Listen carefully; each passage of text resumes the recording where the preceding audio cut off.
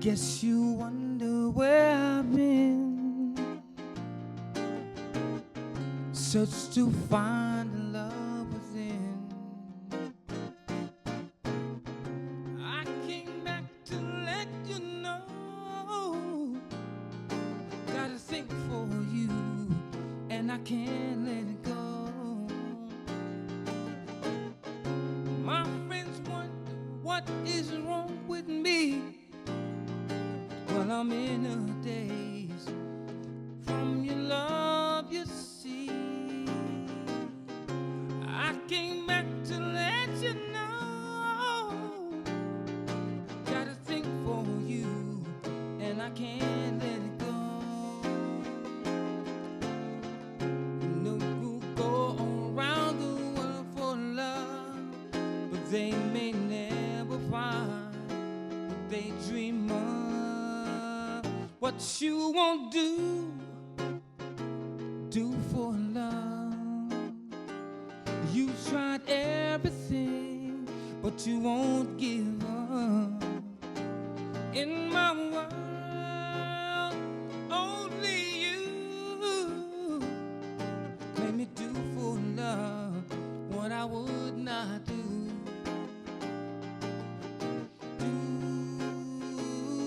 For love, you tried everything, won't give up. Do for love, tried everything, but you won't give up.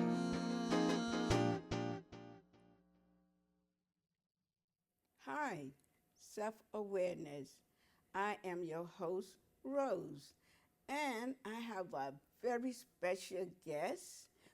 Name is Jeff Barty, and he's a new author of a fantastic book entitled Why Aren't Women Doing Their Jobs? And I'm going to turn it over to him so he can give you some background on himself. Thank you. Good evening, everyone. My name is Jeff Barty, as she stated. I work for a public school, and this is my first book. And I want to write this book to help women be more aware of what's going on in the world and to empower them. Thank you. Could you elaborate about some of the details in the book? Oh, okay. Well, some of the details in the book are the social sickness in America in which men and women deal with on a daily basis. We all sometimes find ourselves doing things that leads to us getting into a toxic situation or a relationship. Could you explain to some of the audience when you say a toxic relationship, exactly what do you elaborate on that? Okay, I'm talking about so many different things, but I'm talking about, which I can explain to you, is when a woman gets into a situation with a man that's a deceitful person, and what happens that she picks up certain traits because of his bad behavior, how she helps him become a cheater. Well, okay, we'll come back to that part. How did social sickness get started from your perspective? Okay, from my perspective, it all got started from a man back 400 and some years ago, when men were alcoholics, gamblers, and different things. They stepped out of their homes, they had affairs, things like that. That's how it all got started. Do you think I feel it went back further than that. That's my opinion, because I wrote the book Why, which I talk about why have children or why not. Right. Why get married or why not. Right. And a lot of the things that I have realized has to do with a lot of the stuff Social sickness. in the DNA that was passed on from generation to generation. Nobody really talked about the DNA, and you can cleanse it and you can reprogram it, but a lot of people are not aware of that. So that's my perspective on it. So, how do a person know that they have a social sickness from your perspective? Okay, from my perspective, a person can know that he or she has a social sickness from the different things that they get involved with. For instance, a woman that keeps repeating the same thing over and over and expecting a different result. So when you say repeating the same thing over and over, Okay. elaborate. Okay, like a woman can get involved with a man, Yes. and she can have a child from this man, and find out that this type of man doesn't really want her, so she gets involved with another man, and she does the same thing over, and then she has another child with this man and that man, without any commitment or marriage. Okay, how can we heal our social illness from your perspective? From my perspective, from my perspective, we have to recognize that we do have a social sickness. Thank you. Okay, now, in order to find a way to heal something, you first have to know that you have this illness or this problem. Once you find that you have this problem, you can seek help from different avenues. Sometimes you may need a little counseling.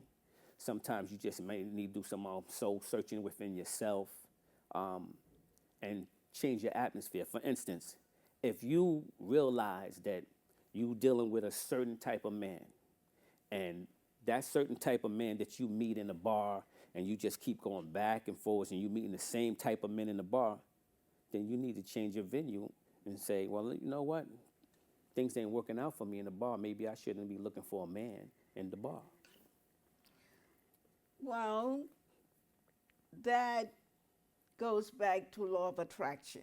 And it doesn't matter where a female or a male go looking for a mate, because whatever vibration that you are on, that's the type of person you're going to attract, no matter where they are. Right. Because I counsel a lot of people, and, people who was females that was out in the street living that lifestyle, and came to the conclusion that they needed to change. And they joined a church, and it got worse. I know someone right now, today, she's in jail because the preacher was cheating on her with his wife, and it wound up to be a big thing, and she killed him. And that's And what she's I call, in jail. And that's what I call a social sickness in America. Look, But there are different types Yes. of social sicknesses in America that people deal with. For instance, I talked about a certain individual, a certain lady in my book that had a child, and in the process of having this child, she told the man that she was pregnant, and he didn't really want a child. So she said, well, okay, fine, I'll have the child myself. So things went on, and she had the child. Then she realized it takes more than just her to raise a child. They say it takes a village. So she comes back to the man, and she tells him, listen, we did this together. You need to handle your responsibility. He's not really a man to handle his responsibility. He's still in a boy's state of mind, or whatever you want to call him. So she puts him on child support. She goes to the government. The government says, okay, boom, they serve him. You need to pay child support. Now, he's behind in his child support for whatever reason. Maybe he's a rat bastard. He's no good. So she comes and she tells him, you ain't paying your child support. You're behind. You know what I'm saying? I need that money. So when he comes around again, she cusses him out in front of the child. She says, "Listen, you ain't nothing. Your father ain't nothing." So the kid is there the whole time listening to her and him argue about he's no good. So they always say the apple doesn't fall too far from the tree. So that kid grows up, he becomes a menace to society. Now he gets older, he want to tell his mother what to do. Becomes another social sickness. Yes, but a lot of this goes back from generation to generation, and the whole thing that I realized, because in my why book I wrote why I had gotten pregnant for all the wrong reasons, and a lot of women are still doing it today.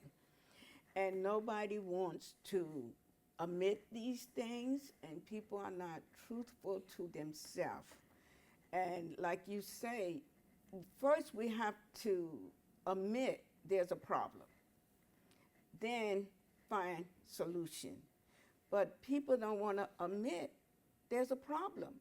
They think just having children just for the sake of having them to get welfare, to get Section 8, or it's going to hold a man, keep a man, make somebody love them. And it's a lot of wrong reasons that I give in my book. Why? Because I did it for all the wrong reasons. Well, the women of the 21st century are totally different from the women of the 50s, 60s, and 70s. Like I said, they have their own jobs, their own money, their own houses, most of them. Some of them even have education now. They go back to school. So with that, they feel that they don't have to digest what the women digest back in the 50s and the 60s, because now they on the playing field too. They making money just like the man was making it. They're the breadwinners as well. So a lot of times, women feel that men can be replaced because they have their own money, they have own necessities. But at the end of the day, every woman on the planet needs or wants to feel loved by someone. So these women that got the education down, that moved on, they have higher standards. With these higher standards, they're looking in the wrong faces for love now, because they don't want that man that works at the car dealer, or the one that's a mechanic or whatever. They don't want him. They have their height set high, and with their height set high, they used to being in control now. You know what I'm saying? They used to calling in shots. So now when they do get a chance to meet a man of the same stature, they forget that man has the same money just like they do. So when she tries to call the shots, he don't want to hear that, because he makes money too. And most men only care that a woman looks good when they on his arm, on the sleeve. They don't care about how much money a woman makes. Most men, if he's a man, he's going to worry about, let me take care of this woman. Let me take her here. Let me buy her that. Maybe these men's going to be watching. He want men to watch. Most men that has an ego want other men to look at their woman. Thank He you. may not want them to touch him, but he want them to look. So they become, oh, well, you got a nice woman. Thank you. And that's it. Now, with that, women be looking in the wrong faces for love, because now they want to call the shots on these type of men. And these type of men, they don't have the time or the energy. They're chasing the paper just like this woman is. And they have their own money. So when she forgets that she's no longer dealing with that man that was a rat bastard, and she brings that toxic situation to him, he don't want to deal with that. So now she's hurt again. She's looking in the wrong faces for love. Well, your perspective, where do you think they need to look? First, I think they need to look inside themselves. Thank you. Once they feel love themselves, Thank you. then they can love someone else. Thank you. A lot of women have been molested. A lot of things have happened. So with the 21st century women, I feel that they gave up their nurturing abilities to work so they can raise the child, to feed the child. So now while these parents are working, the child is left with someone else, maybe grandma or maybe a babysitter or someone else. Now all these social sicknesses come along. Something happens to the kid, they get molested by an uncle or a friend or whatever. Now back in the 50s and the 60s, it still happened. But what I'm saying is these mothers were still there to nurture their children. They took care of their children. Like in today's society, a lot of more kids have mental illness because of the situations that happen. When I was growing up, if my mother and my father had an argument, they went in the room. The door closed. If we was nosy, we heard what's going on. You know what I'm saying? But as far as my mother cussing out my father or my father cussing out my mother, I didn't experience that type of social sickness. Well, I did back in the 50s. So I don't see too much different that is more in your face. Mm-hmm. I feel back in the 50s and the 60s, parents was more undercover with a lot of things. They wasn't cursing and calling the children B and F this in the street in public. Right. But it don't mean they wasn't doing it behind closed doors, because some of my cousins that I grew up with that I thought had the perfect home, two parents that I never saw drunk, cursing or fighting, and they grew up in a house, backyard and everything. And at 35, she was out of here, drugged up, alcohol. And she told me, you do not know what goes on behind closed doors. And this was in the 50s. And I thought it was the perfect family. And this is what I'm saying. It's a lot of things that people feel shame, they're hurting, they're in denial. So they haven't come to that point to process this and heal it and release it, so we pass it on. This is why a lot of the mothers treat their children so mean. They taking their anger out on the children from the father, especially if it's a boy. And he leaves the mother, or he goes on with his life, get a new girlfriend or remarry. She takes it. I see it in my neighborhood right now today. Right now today. And this is, why we have to talk about this topic, because a lot of children are suffering unnecessary, and they are gifted, loving children. But if the parents, my parents, they didn't get love, so they didn't show us love. Their cover-up was drinking, partying, fighting, cheating on each other, and it's like they didn't have any children. It's like we wasn't there. We was like invisible. So we really raised ourselves the hard way. But at 67, I'm still here, and I'm stronger and better because of that situation. Because it's how we use an experience to empower us or let it destroy us. It's a choice. Everybody don't experience something that was painful. Correct.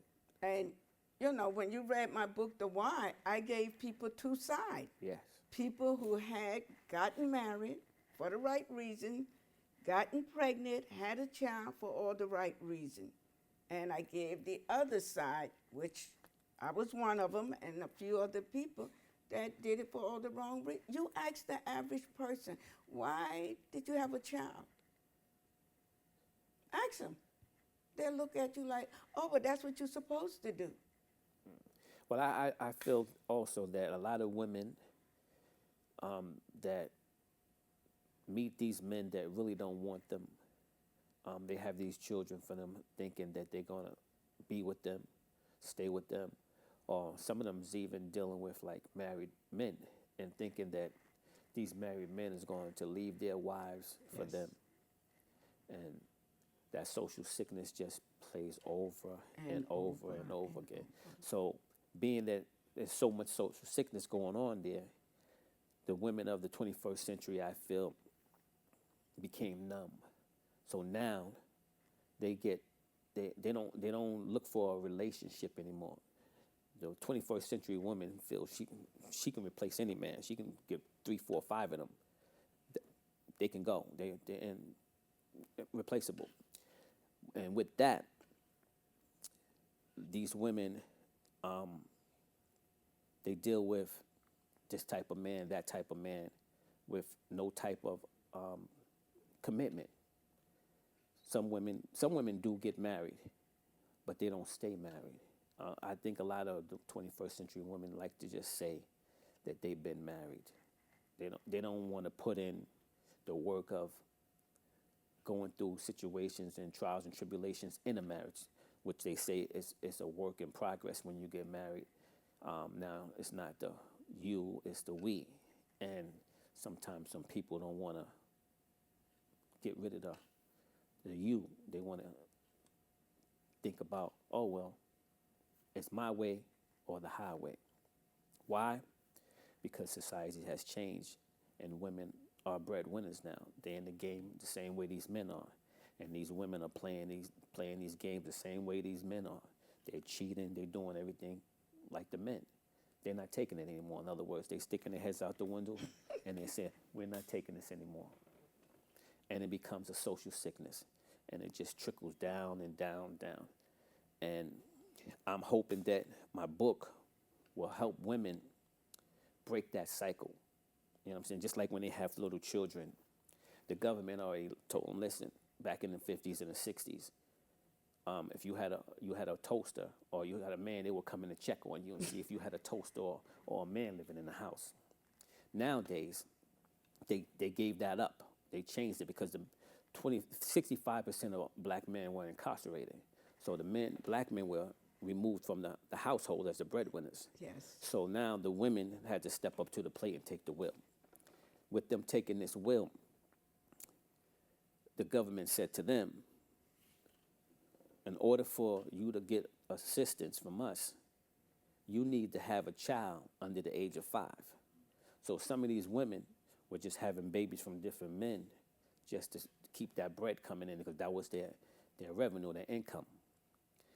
The ones that wasn't able to go to school and better themselves, they were trapped in that type of situation, and the government helped them that way.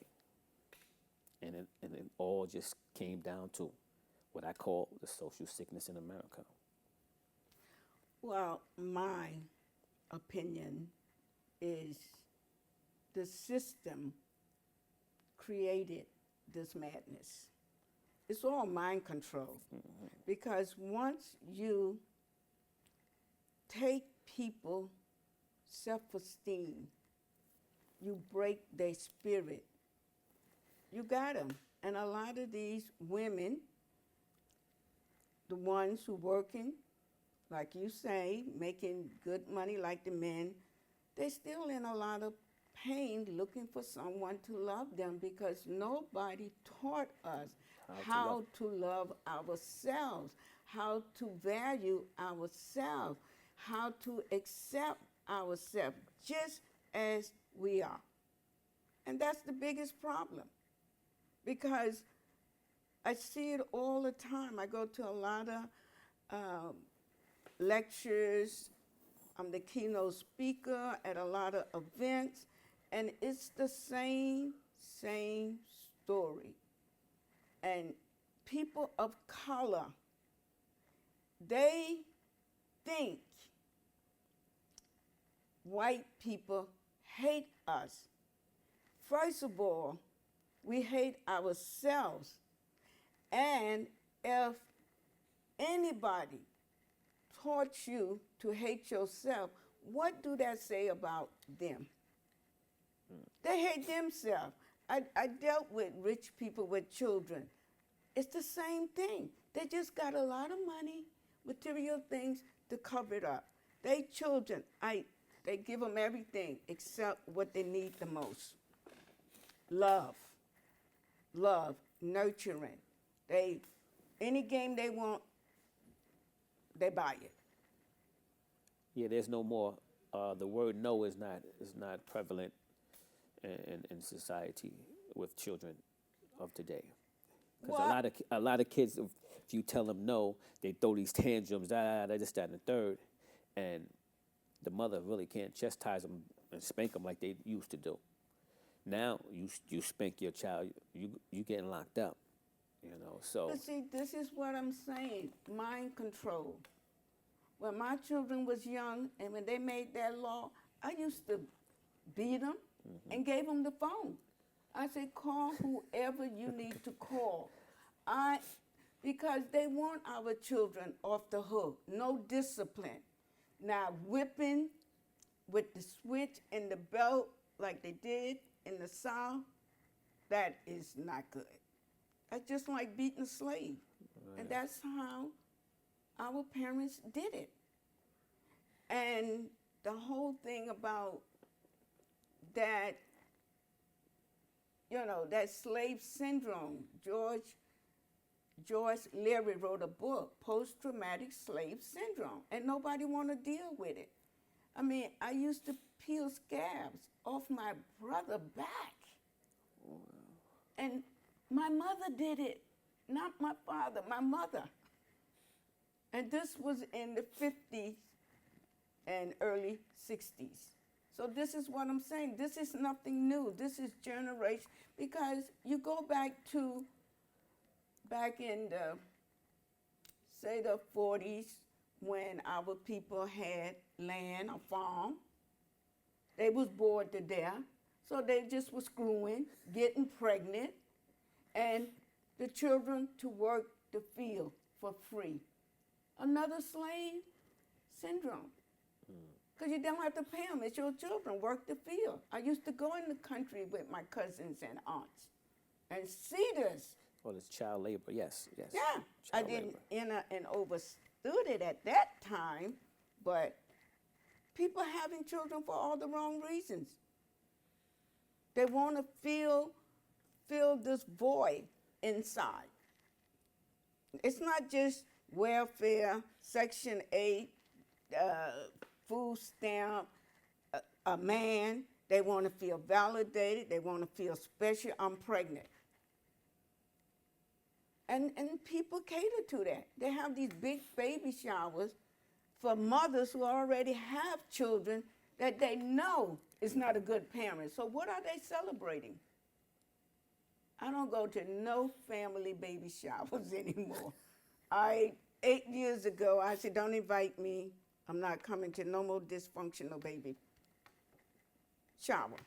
And all the children grew up, 8, 13, 14 babies from guys in and out of jail already. I saw it coming. All you got to do is look at the pattern, the energy, the frequency that they're on. But anyway, we're going to end this, and we're going to continue on part 2, and you can give us some more information about your book, Why Aren't Women Doing Their Job? Thank you.